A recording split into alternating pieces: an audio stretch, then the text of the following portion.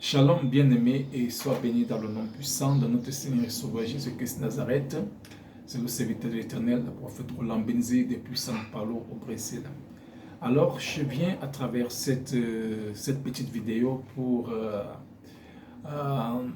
te parler de l'importance de toujours passer la nuit de la traversée, c'est-à-dire le 31 décembre de chaque année, dans la présence de Dieu ou dans la lucidité. Alors, si tu n'as pas la possibilité d'aller dans la maison de Dieu, tu peux rester chez toi en famille, mais dans la sérénité et dans la lucidité. Pourquoi? Je vais t'expliquer très rapidement pourquoi est-ce que c'est important pour toi.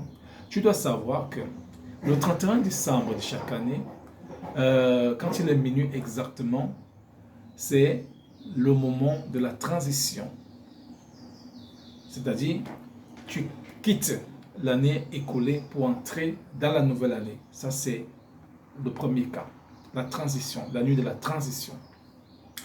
Et tu dois savoir que cette transition n'est pas seulement sur le plan physique, mais également sur le plan spirituel. D'ailleurs, c'est de ça que je vais te parler aujourd'hui. Alors, tu dois savoir que minuit, quand elle est minuit, là, est considérée ici comme la fondation. Et les 12 mois de l'année sont considérés comme cet édifice-là. On va supposer que c'est un immeuble de 12 étages. Donc chaque étage correspond à un mois de l'année. Et tout cet édifice repose sur la fondation. La fondation, c'est minuit. Et maintenant, la qualité dont tu vas passer ton année dépend beaucoup de comment tu as initié, comment tu as négocié au départ à minuit. La qualité de ton année dépend beaucoup de cela. Je vais plus en profondeur.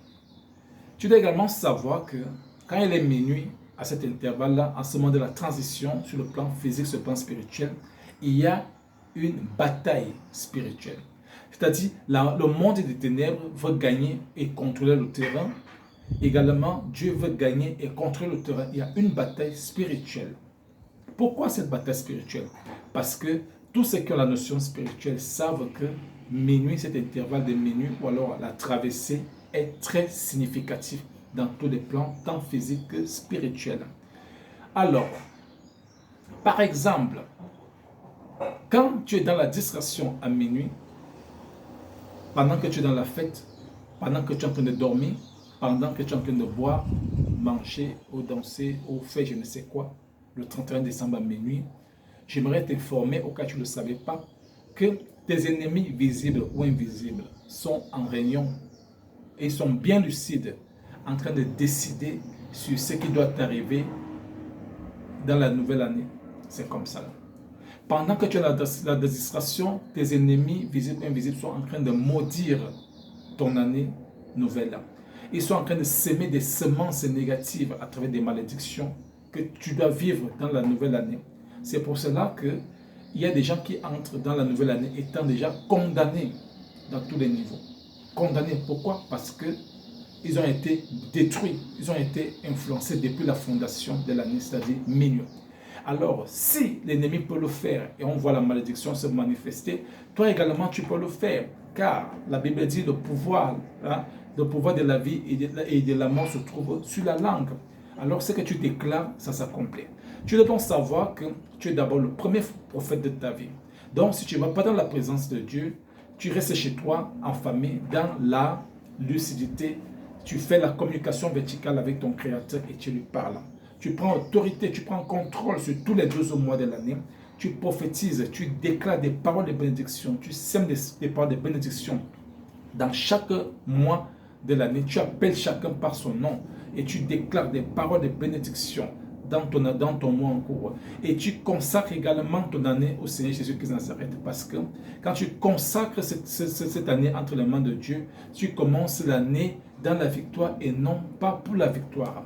Quand tu consacres ton année, Dieu prend véritablement contrôle de tous les mois de l'année. C'est très important. La grande question est de savoir également, y aura-t-il encore des oppressions, des épreuves ainsi de suite. Si, il y en aura toujours le feu, mais ce feu ne te brûlera pas. Il y aura toujours des eaux, mais ces eaux ne t'engloutiront pas. Il y aura toujours des combats, mais tu ne perdras jamais ces batailles parce que tu as initié l'année avec Jésus-Christ Nazareth. Donc, si tu as écouté ce message, bien-aimé, essaie de revoir ta programmation. Qu'est-ce que tu as prévu faire ce soir, le 31? Bien-aimé, il est important pour toi d'être lucide. Il est important pour toi d'être dans la présence de Dieu. Il est important pour toi de commencer cette année étant lucide. Il est important pour toi de prier, de consacrer tout entre les mains de Dieu. Et minuit, c'est le moment où on commence à déclarer des paroles. Mais il y a un préliminaire. Quand il est 23 heures, par exemple, on commence par implanter le décor. On commence à louer, adorer l'Éternel et à lui rendre un culte d'action de grâce pour tout ce qu'il a fait pour nous en 2020, pour tout ce qu'il a fait et pour tout ce qu'il n'a pas fait. Parce que dans tous les cas, il reste et demeure Dieu pour ce qu'il fait et pour ce qu'il ne fait pas. Donc, je t'invite donc à mettre en pratique cela ce soir. Et si tu veux commencer cette année 2020 dans la victoire sans limite. Alors, bien aimé, c'est ce message que je voulais te passer urgemment. Et j'espère que je n'ai pas prêché dans le désert. J'ai dit c'est le prophète Roland Binzi, depuis l'Amérique latine au Brésil. Et voilà, sois béni.